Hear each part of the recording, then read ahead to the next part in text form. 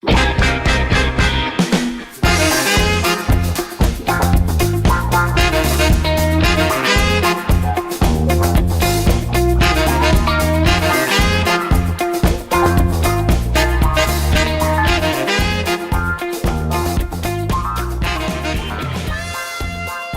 coast to coast, we've got two host to host. Welcome to another episode of the Fivecast Podcast. We're here to break down and examine intricately prepared top 5 lists for your enjoyment from the Sentinel Tower in parts unknown. I'm your host, Tyler, and from Second Floor Studios in Hollywood, California, right over there, across from me in Fivecast Studios, it's Ben Pearson. How you doing, Ben? What's going on, Tyler? Do you like that speech that I do at the beginning of every episode? Sure, yeah, it's great. Yeah, speeches are nice. They sometimes, you get a chance if you have the floor, you can make a very important point. Of course, the ones that I try to make are they're intricately prepared, top 5 lists, and they're for your enjoyment. So that I stress that every single time, just in case people forget when they tune into a podcast that it is intricately prepared and it is for their enjoyment. So I don't want them to be unaware of those particular points. So I do speak it clearly. And I also believe effectively every chance that I get. Ben, do you ever get a chance to speak on something that you care about? Only on podcasts, Tyler. Oh, there we go. I would say the Fivecast is a good example of that. Yeah, well, I figured, Ben, and you brought this up via text message, that we should do top 5 speeches, which, again, celebrating other people that get a chance to talk every once in a while. It's not just us. And so, podcast listener, if after the episode, if you want to check out some of these, I'm sure most of these are available in audio form, or you could read them. But these could be famous speeches from history. These could be famous speeches from the movies. These could be famous speeches from, I don't know, your dreams, Ben, maybe? Could you have dreamt one of these? I don't think so. I don't know if that would qualify. I was wondering how far back we could go before history was just like, yeah, we didn't record that. or we didn't write that down. But I didn't get a chance to dive deep. Like, I didn't know if the guy from 10,000 BC gave a speech in that movie. And follow-up question, was that a real speech? Because that would have been based on the real speech that we have records of. So I guess maybe like there's a speech in the Rosetta Stone. I don't know. That's hard to categorize. But famous speeches from history, famous speeches from the movies. Ben, I think yours are all movie-based, I want to say. That is correct. All right. Well, let's go ahead and get started with your number 5. All right, so my number 5, this is, I was thinking about this, Tyler. I sort of suggested the vague topic of speeches, and that can mean a lot of things. I think for my list, this is just speeches from the movies that I really enjoy on a personal level. It's not necessarily what I think are like the greatest movie speeches of all time, because that would probably be a little bit of a separate list. But rounding out, or I guess beginning my list, is the number 5 choice, the introduction speech of none other than Ferris Bueller from Ferris Bueller's Day Off. Okay. Right after he basically as he addresses the audience for the first time. So this is when he says, they bought it. One of the worst performances of my career. They never doubted it for a second. So he just sort of launches in to this whole thing. And this is where the audience really gets to know Ferris as a character. Right. Before that, you may think the kid is really sick. It's fairly obvious that he's not. But once the parents leave and you, the audience, are sort of left alone with him, it sets up pretty much everything you need to know about this guy, his outlook on life, the fact that he's done this 9 times in that semester alone. I feel like it lays out sort of a roadmap of who this guy is, and how you are supposed to relate to him. And he even throws in the life moves pretty fast thing, very, very early on in the movie, right then, and then obviously circles back around to that to sort of cap it off later on. But yeah, there's so many great lines in that speech, talking about faking out the parents with clammy hands and everything, and then it goes into the it's a little childish and stupid, but then so is high school, and then the European socialism thing of like, I'm not European, I don't plan on being European, so who gives a crap if they're socialists? And then the whole ism thing about what's it called? I don't believe in isms. A person shouldn't believe in isms, and then I don't believe in Beatles. I just believe in me, and how Ferris doesn't have a car. There's just so much information Yeah. sort of packed into that speech. It's very like very economical storytelling. I And believe yeah, they call just, that exposition. yeah. I mean, Is that what they there's call that? yeah, exposition is like specifically delivering information about the plot that you need to know, as far as I Okay. know. And so there are like pieces of exposition within this monologue that yeah, sort of lays it out, tells you who this guy is. So I'm a big fan nice. of that speech. Well, of course, you can figure out, or you can go and listen to our other favorite parts of Ferris Bueller's Day Off in, I believe, episode 85. Top 5 Ferris Bueller moments. Ben, I believe we were strapped in the 80s. I want to say, Yes. go out on a limb That and sounds say right. that we, to celebrate Back to the Future Day that hadn't happened yet, we were celebrating time travel way before everybody else was by literally going back in time to the 1980s. And it was a good time. Good time. Yes. You can also listen Yeah, to our and I favorite also- Back to the Future moments too, episode 33. Episode Yeah, and 33. then getting back to Ferris Bueller, I had a chance recently to go to a live read of Ferris Bueller that Jason Reitman hosted in Los Angeles, and what's his name? Fred Savage played the role of Ferris Bueller. Oh, nice. And I wrote a big thing about that at geektyrant.com, so you can go there and search for Ferris Bueller's Day Off, and you'll probably find it. Maybe search for live read.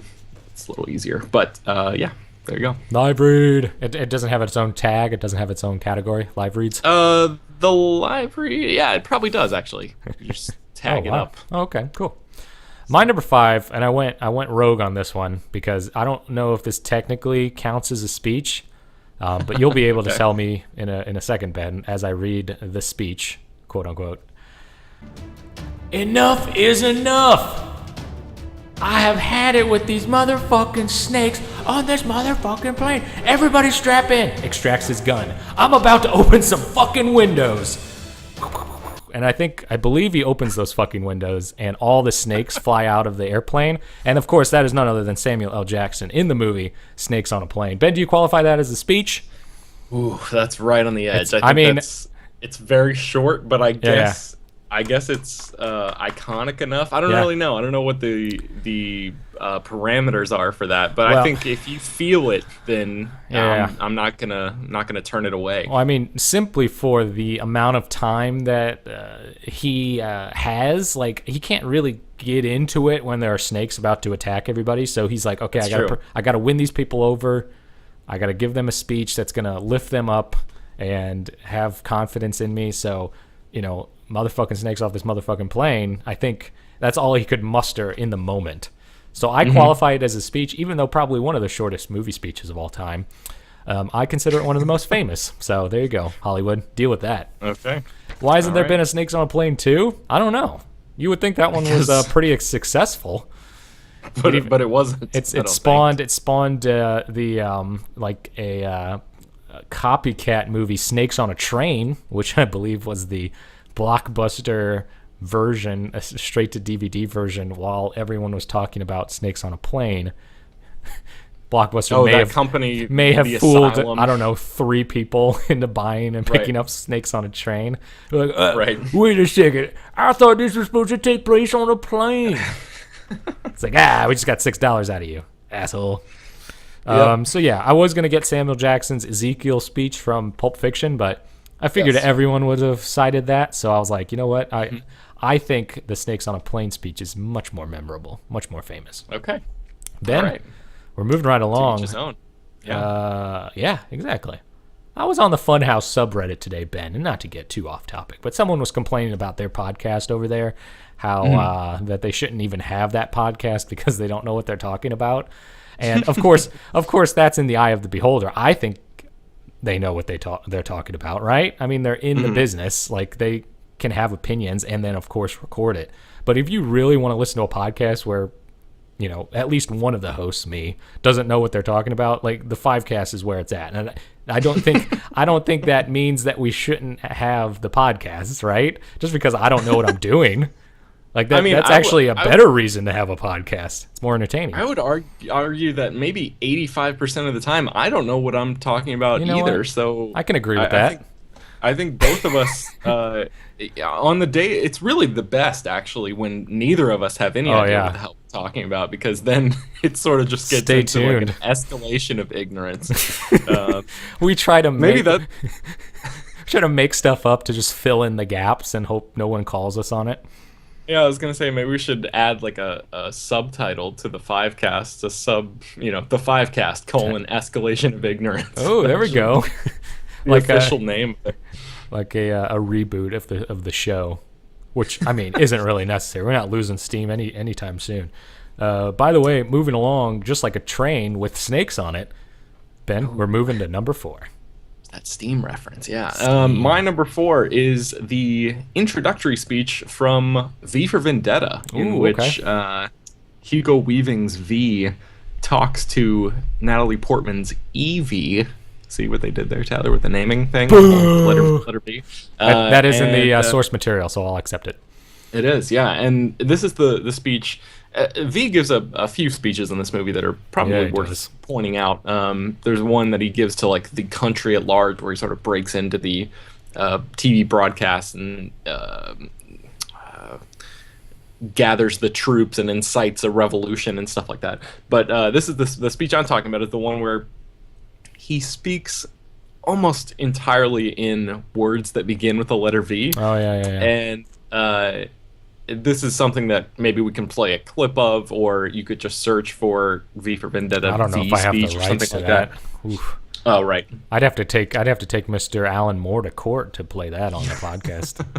So yeah, if you are not familiar with this movie, even just listening to this speech is going to be sort of crazy. But if you are familiar with it, I'm sure you know exactly what I'm talking about. But it's V just going off for what seems like a minute or two straight of just launching into words like Vicky Swa. I can't even pronounce a lot of these because I don't even know what they are. But vanguarding vice and vushafing the violently vicious and voracious volition of violation. I don't know. There's all sorts of crazy V words. The only That's what it boils verdict down is to. vengeance, a vendetta, Yeah. held as a votive not in vain, for the value Nice. and veracity of such shall one day vindicate the vigilant and the virtuous. Are you reading that off of a piece of paper right now, or the Oh, the website, or computer. Do you have that memorized? Okay. Yeah, All right. I have a very, very specific part of a movie memorized just for this Well, moment. it's I can funny finally because die in peace, Ben. Goodbye forever. My wife actually does have the entire My speech wife. memorized, just because. Where's she at? likes- Warhammer. Welcome to the show. She's at work. Oh, sorry. Whoa, But nice she's- build up, Ben. She liked the all the the alliteration, so she memorized it, and I thought that was pretty awesome. So Verily, this vitiosi of verbiage veers most yeah, verbose. like I don't even know what that word is. Viciosi? What is that? So let me simply add that it's my very good honor to meet you, and you may call me V. Yes. Yeah, I don't really enjoy people that use words that nobody knows to try to make a point, because I feel like they hide behind it, and I think V was hiding not only behind a mask, but also behind his speech. Ben, do you agree? No, I don't think so. I think he was just trying to be a theatrical character, and he just so happened to, he lives by himself down in like a bunker or whatever. So like, what Yeah. the hell else is he gonna do but memorize all the words in the dictionary Right. just for an occasion for which he can actually launch into this Right. big speech. So I like to see him like practicing that speech and tweaking it just slightly, being like, no, vaudevillian doesn't go there. It's gonna go later. Just like picking out specific words and being like, spent no, 2 that years. doesn't sound right. One day I'm going to meet a woman in the dark alley, and I'm going to have this speech prepared, Yeah. and then I'm going to blow up a building. So there you go. And Hugo Weaving just adds so much to it with his not Neo voice. What's his name? Mr. Anderson. Oh, no. Agent Smith. Agent Smith. Yes. He's the one that says Mr. Anderson. I always think his Yes. name's Mr. Anderson because that's the only Agent Smith quote I know. Mr. Anderson. Oh, great Yep. stuff, Ben. Hugo Weaving. When's he going to be on the podcast? We'll find out soon. Still waiting to hear from his people. Okay. My number 4, Ben, goes all the way back to the year 1865, when Mr. Abraham Lincoln was re-inaugurated, I guess. Yeah, he was re-elected in 1864 and then gave his second inaugural speech in 1865. And of course, the country was at war, Ben. And let me read a little snippet of this. He was trying to justify why the Civil War was occurring. And let me just give you a little bit of this.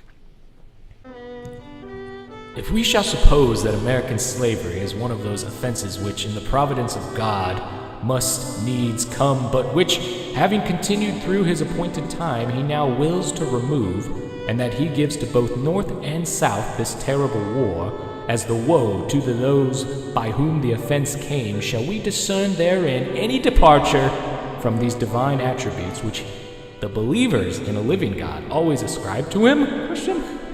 Fondly do we hope, fervently do we pray, that this mighty scourge of war may speedily pass away. Yet, if God wills that it continue until all the wealth piled up by the bondsman's 250 years of unrequited toil shall be sunk, and until every drop of blood drawn with the lash shall be paid by another drawn with the sword, as was said 3,000 years ago, so still it must be said, the judgments of the Lord are true and righteous altogether. And then I guess a few people were probably angry at that, citing God as a reason to go to war. But who knows? It was a pretty. A few people probably just exploded upon hearing that. I think it's one of the shorter ones. Like I think his first inaugural address was a little longer, but his second one he was like, "Guys, I got things to do. I got a war to fight. So here's some reasons why we're doing this," and then back to work. So Abraham Lincoln, number one favorite U.S. president of all time. If you haven't asked me about my top 5 presidents list, he tops the list at number 1. That man was a hell of an orator. That's for sure. A hell of an orator. I agree, Ben. I agree. I mean, he's got a lot of good speeches. You got your Gettysburg. You got your Lincoln Douglas debates from the 1850s. You've got all kinds of speeches. But I think this one really stuck with me. So. Check it out. It's on Wikipedia somewhere. 1865. Okay. Ben. 1865. Ben. It wasn't too political, I don't think. Civil War's over and done with, but sometimes speeches are necessary to make a point at the time. Yeah, rally the troops. Ben, number 3. My number 3 is I'm going to call it the "People Will Come" speech from Field of Dreams. Okay. Yeah. As delivered by Terrence Mann, technically a ghost. James Earl Jones. No, I don't think he was a ghost at that point. I think he walked out into the stuff later on. I thought you meant the speech that God gives to Kevin Costner to build the field. No, those are just individual lines. I think I wouldn't qualify those as speeches. Hey. This is the speech in which James Earl Jones is sitting in the bleachers and he says, "People will come, Ray. They'll come to Iowa for reasons they can't even fathom. They'll turn into your driveway, not knowing for sure why they're doing it. They'll arrive at your doors, innocent as children, longing for the past." And it just keeps on going like that, and the music sort of swells, and it's like one of the great moments in cinema as far as I'm concerned. It just gets me every time. It just like tugs on the heartstrings, and it's James Earl Jones is like one of the greatest voices maybe in human history. I don't know if we can verify that. Human history. Because recordings didn't exist before a certain time, but I have to believe that he has one of the great voices. So, and it's just like, it makes me nostalgic for baseball, even though you don't watch baseball. Stopped playing it. Right, I don't watch it now. I don't follow the sport at all, and I stopped playing it when I was like 12 or 13. You hate America, basically. Just kidding. But yeah, this is a great movie speech. I'm a huge fan of this one. Great movie speech, Ben. Anything delivered by James Earl Jones is probably up there. I wish Darth Vader had a speech. He doesn't really monologue very much in the Star Wars movies. I think he just sort of keeps it short and scary. He just like his silence is more intimidating than a lot of like bloviating like a lot of other bad guys might do. I think he has a speech in Conan the Barbarian, maybe. That's probably right. The Snake Charmer King or whatever he is in that one. Mm-hmm. My number 3, Ben, I don't think you can have, at least when you're looking at historical speeches, you can't not have a list without Mr. King's speech from 1963, of course, the I Have a Dream speech. Yep. I don't really think I'm at liberty to recreate the speech in any way, but there is one line from the speech that always sticks with me. And he says, "I have a dream one day the Red Hills of Georgia, sons of former slaves and the sons of former slave owners will be able to sit down together at the table of brotherhood." And I've always thought, yeah, man, that's the way things should be working. Like, everyone should be sitting at the same table, not have, legal segregation. Yeah, or I like or illegal, or like some people are protected by the law and others aren't. Right. So yeah, I like the imagery. That's Yeah. the table of brotherhood sounds like a pretty badass place. It's very Thanksgiving-ing. Yeah. So, welcome to November, by the way. I believe this is November. Yes. it is. But yeah, a lot of people cite the last part, "Let freedom ring," but I like the part. I like the imagery of that line. And then there's also another part of the speech where his children and his children's children and like white and black children are together and going to school and enjoying each other's company. So, very moving speech. I always try to listen to it every year in January. So check it out if you've never heard of the Martin Luther King "I Have a Dream" speech. Whew, man, you've got some life to live. I feel like obviously almost everyone Yeah. Who is in the modern Within American society. right, or who's not in like a third world country or something, has heard the speech, or I'm sorry, has heard of the speech, but maybe Yeah. nobody, or maybe not a lot of people have gone through and listened to the entire thing. So that's maybe they know the highlights, the clip reel, and not the full thing. So maybe that's something worth diving into. Yeah, it's on record, like it's been recorded. So just look it up on YouTube. It's like probably 10 minutes, let's say. Yeah. Who knows? Ben, moving on. Famous speeches, movie or otherwise, in movies or otherwise. Ben, number 2. My number 2 is one that is very near and dear to my heart, even though in recent years it's become a little bit annoying because it shows up on July 4th pretty regularly, Tyler. I think you know where I'm going with this, and that is the speech from Independence Day Of course. Bill Pullman, a.k.a. President Thomas J. Whitmore, delivers. And this is the "in less than an hour, aircraft from here will join others from around the world, and you will be launching the largest aerial battle in the history of mankind" speech. Pretty freaking awesome. "We will not go quietly into the night. We will not vanish without a fight. We're going to live on. We're going to survive. Today we celebrate our Independence Day." So yeah, extremely rousing, almost comically so. And for a few years there, it got to the point where everyone and their mother, maybe literally, Your not mother! literally, Boom. was sharing this on Facebook as if Right. people didn't know it already or Yeah. weren't aware that everyone was going to be talking about it. I remember so- when we started our like the Swift and Steel website, Yes. you added this speech, and then I think we got shut. Well, we didn't get shut down, but someone told you, "Hey, no, you can't have that on your website," which was amazing at the time because we were like, "How did you even find this?" Like, Yeah. so yeah, It was like speech an old was pretty popular. GeoCities, an old Oh, you GeoCities bet your website. ass it was GeoCities. Somebody was patrolling it for I don't know what the hell they were doing, but yeah, man, great stuff. Great stuff. That's a speech that even I don't know if it'll ever be overplayed for me. I think it's one that like I can roll my eyes at everyone sort of getting into it for one day a year, and then I don't know, I'll just sort of randomly stumble across it like in I don't know whatever December or something and be like, yeah, that's a damn good speech every time. Is So, he wearing his bomber jacket in that scene? I want to say I think he has his some Hal sort of Jordan jacket jacket.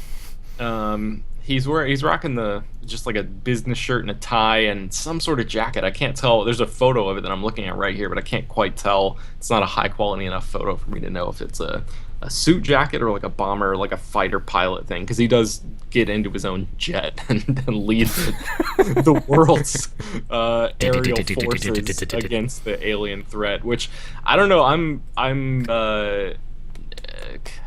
not even cautiously optimistic, but just sort of wary. Dangerously of optimistic.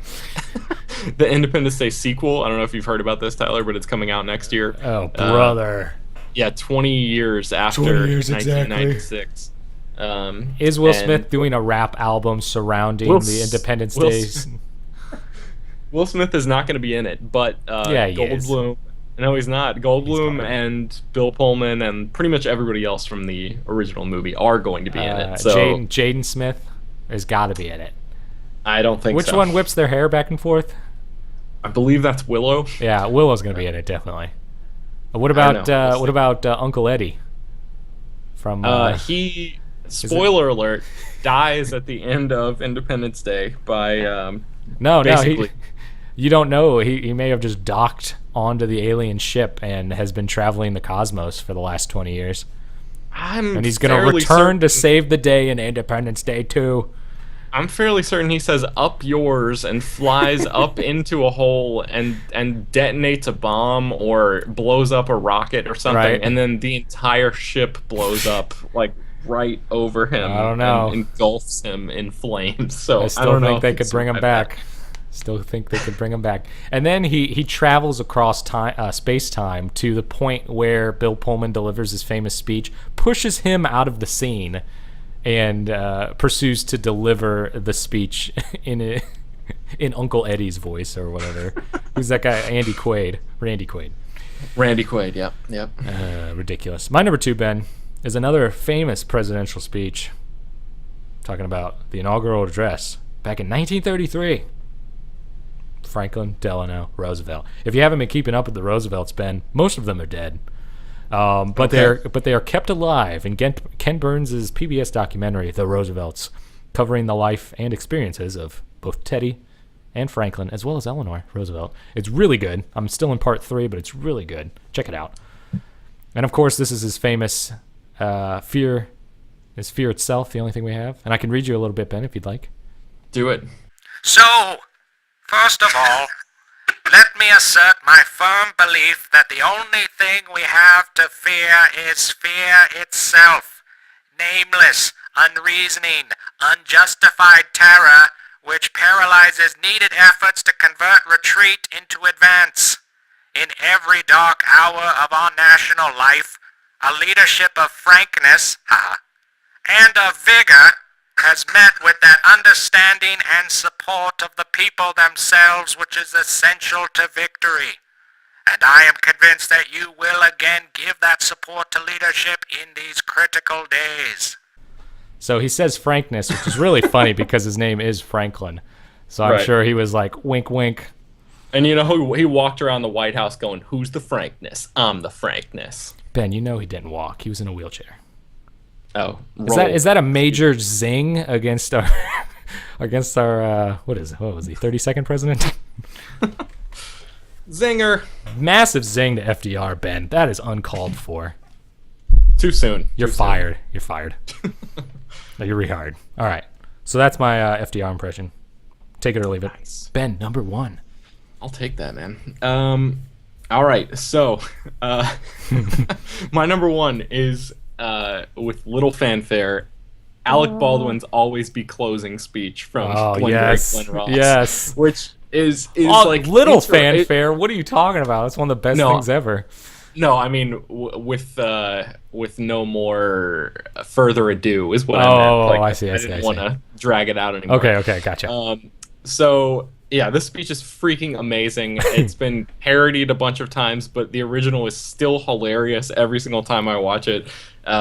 It's one that is sort of peppered throughout with call and responses where it's not a true monologue, because a true monologue is just one person talking for a certain amount of time, and he gets the other salesman to sort of chime in with like tiny one sentence responses here and there. But there are big enough stretches of this where I feel like you could pick out any one of them and that would be good enough to make the list. But I can't choose because they're all too good. It's just, he is so angry and so furious at all of them, and I think he was only in the movie for like 12 total minutes or something. Didn't he get an Academy Award nomination as well for that? I'm pretty sure he did. I need to look that up for sure. I wonder if he won. I've been thinking about that I've been thinking that's the case for years. Do you see this watch? Do you know how I got this watch? Yeah, there's so many great lines. There's let's see, I have the You did see speech. his Jim Webb impression on Saturday Night Live, right? No, I didn't. Oh No. man, Jim Webb dropped out of the Democratic race, and Alec Baldwin was doing the Jim Webb impression, and I was like, no, don't drop out of the race because we'll never see Alec Baldwin do Jim Webb again. And like during the debate, he was like, "Hey everybody, President Webb here." He's like, "I know this is a formality, but I don't want to brag about how much ass I kicked, but I kicked every single ass." And it was very Glenn Ross, Alec Baldwin. So I would suggest checking it out. Wow, I'm looking here, and it appears that he did not get an Oscar nomination for that role. I don't What? know. I've been under the impression, and Yeah. I think I've actually talked about it on this podcast, maybe a podcast Maybe. we've done, where I was thinking that he was Maybe it was like a Golden on Globe. list. I'm looking here. I don't think he was nominated for a Golden Globe for that role either. That's really crazy. What are you reading? But- Wikipedia? That could be wrong. Yeah, it could be. That could be wrong. But yeah, always be closing. Really great stuff. I love when he puts he literally pulls out a pair of brass balls and dangles them in front of his own ball sack and drops them on a desk. And man, he is just rough as hell on these guys, and it's pretty great. I love when one of the guys just says he goes, "The leads are weak. Fucking leads are weak. You're weak. I've been in this business 15 years." And then one of the guys goes, "What's your name?" And he goes, "Fuck you! That's my name!" Oh, man. So fantastic. Oh, So that's check awesome. that out if you have not seen it. Google the Alec Baldwin, Glenn Ross speech. That's excellent. It'll make your day. Oh, just let's keep moving on, Ben. This Do of it. course comes from. Oh man, should I reveal this? It's at least my favorite Star Wars movie of all time. Okay. And I'm including The Force Awakens. I'm that confident that this movie, Empire Strikes Back, is far superior. Okay. And that's before I've even seen the last trailer that everyone's been talking about. That's even wow. before I bought my tickets, because F you, I don't need to buy tickets when you tell me to. I'm going to buy them the day I go. Right. I'm going to Wow. roll up and I'm going to be like, the show's at 2:30. It's 2 o'clock. I'm going to buy my ticket. I'm going to grab a bagel. Maybe I'll grab a small piece of pizza. You eat bagels in movies? That's a strange Okay, choice. it's beforehand. I don't like to sneak things in. Okay. I'm a patriot. And of course, in Empire Strikes Back, the smallest creature, but the most powerful, gives a very, very poignant speech to Mr. Luke Skywalker, and it goes like this. Size matters not. Look at me. Judge me by my size, do you? And well, you should not, for my ally is the Force, and a powerful ally it is. Life creates it, makes it grow. Its energy surrounds us and binds us. Luminous beings are we, not this crude matter. You must feel the Force around you. Here, between you, me, the tree, the rock, everywhere, yes. Even between the land and the ship. And then he proceeds to put his 3-fingered claw hand in Luke Skywalker's face, lift that ship out of the swamp, set it down very gently, and go, Oh, yeah. "What's up, bitch? Try me, bitch." And then Yoda walks away, I think, for the day. And Luke Baller status. goes, "I don't believe it." And he goes, "That is why you fail." Because he doesn't believe in the Force, Ben. Yeah, man. If you can't believe in the Force, it can't do the work that it's supposed to do. So Luke Skywalker gives a very, very good speech from Mr. Yoda, who eventually dies, but lives on through the Force and meets up with Hayden Christensen and Alec Guinness. And I'm assuming that the Yoda ghost is going to return in The Force Awakens and is going to play little to no role in the actions because J.J. Abrams, you know what he does, Ben. Oh, God, He here we go completely again. eliminates all canon because he goes, "You know what? I'm going to play my own sandbox. All right. I'm going to do my own thing." Wait, Yoda was right, a so- character? I have a question for you. Sure, Ben, an shoot. in-story question Yes. for Empire Strikes Back that I Sure. never really thought about until just now. Okay. So, Luke says, "I don't believe it," and Yoda says, "That is why you fail." Correct. Why doesn't Luke believe it? Because the opening of The Empire Strikes Back shows him using the Force to Right. retrieve the lightsaber so he can cut himself free from Sure. the, what is that, a wampa or something? Yeah. That's the snow monster, the abominable snowman Yeah, that the tries Yeti. to kill him. Yeah. So he must believe in, because like there's the argument that the argument could be made that if you just were to watch Star Wars: A New Hope, pretty much everything that happens in that movie could be explained away by just chance or talent or whatever. I don't think you explicitly, I don't think you explicitly see anything Force related until the beginning of Empire Strikes Back. Well, you do see the Jedi that. mind tricks at Mos Eisley when Obi-Wan goes, these are not the droids you're looking for. Right, yeah.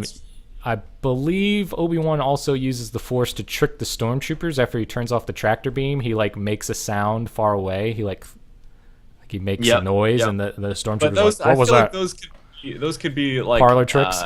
Like hypnotization or parlor tricks or something, like almost explained away. Now Vader did choke that guy with the Force. That is true. Yep. The Force choke. So, and then to go back to your original question, I think there are periods of doubt that Luke experiences, and when Yoda's with him, like Yoda knows that if you are truly a Jedi, you can use the Force to its fullest abilities, and Luke is in the mindset that, oh well, I'm not strong enough or something like that, and Yoda's like, it doesn't have anything to do with your physicality. It's all about like mentality. So if your head's not in the game, like you can't lift the X-wing. My mind's in the game. I've had fucking 900 years to get this shit down. So I think it's mind over matter, I think is what he's trying to talk about. And even if he can, even in the cave, he's like very desperate. So he's probably like adrenaline's pumping and everything's focused and he knows exactly what he needs to do. But in Dagobah, he was tired, worn out, probably down in the dumps about something.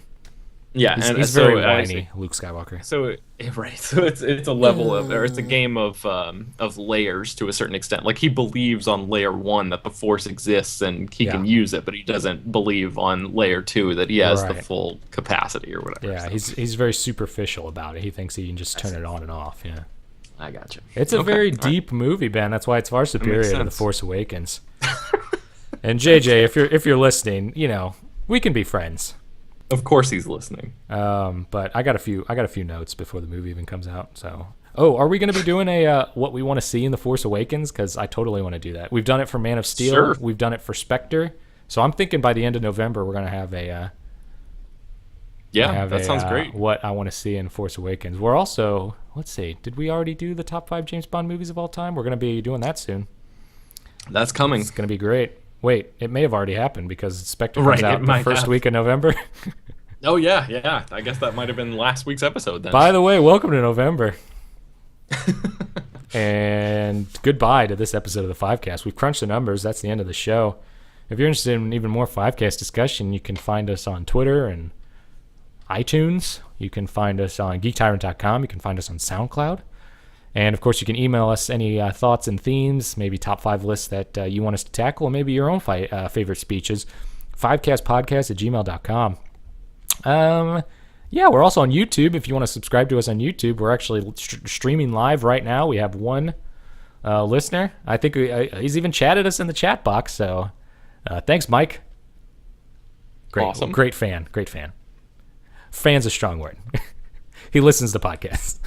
Right. And we happen to be one of the podcasts he listened to. We still thank him.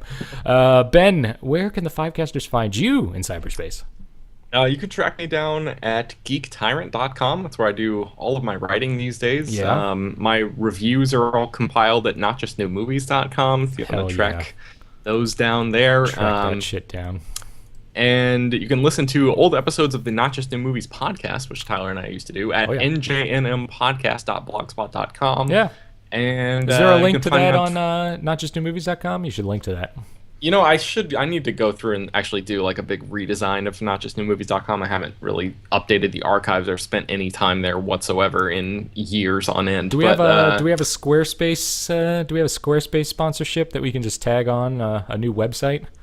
That would be nice, but I don't think we have anything like that as of yet. That sucks. That sucks hard. We'll get there, but yeah, listeners can also find me on Twitter and Instagram at Ben Pears if you feel like. Do it, people. At Fivecast Podcast on Twitter for the show. And that's the number 5. That's the number 5 cast. Remember when we used to have to do that in like the early episodes? Yep. when it was like 5 of our friends listening. And now, today, we're a little bit more popular. Totally unnecessary, but a little bit more popular than we used to be. And we're gonna keep doing this. We're past episode 100. It's a weird feeling being in the. It is. It's like almost like these single digit episodes almost, except we're over 100. So I feel like a breath of fresh air. Like I could forget about all 100 episodes that we've done already, and probably even repeat a few lists if we need to. But I wouldn't be surprised if we accidentally did. Man, we really need to talk about some cereal some more. So we'll get to that eventually. But until then, send us emails. Keep listening to the Fivecast. And Ben, until next week, take 5, buddy. Take 5.